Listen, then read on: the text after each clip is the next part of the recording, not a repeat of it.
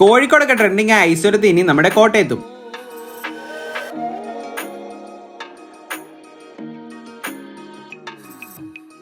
ഇത്ര നാളും കോഴിക്കോട് ഭാഗങ്ങളിലാണ് ഈ ഐശ്വര്യത്തിൽ നിന്നുള്ള ഒരു ഐഡിയയും സാധനം കണ്ടു തുടങ്ങിയത്.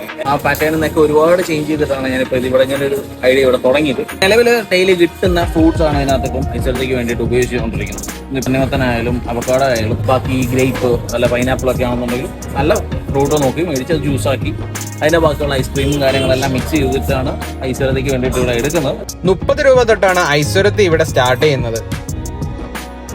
ഇവിടുത്തെ വെറൈറ്റീസ് ആയ മാംഗോയും വാട്ടർമെലനും അവക്കാഡോയും ഒക്കെ ഞങ്ങൾ ഇവിടുന്ന് ട്രൈ ചെയ്തു.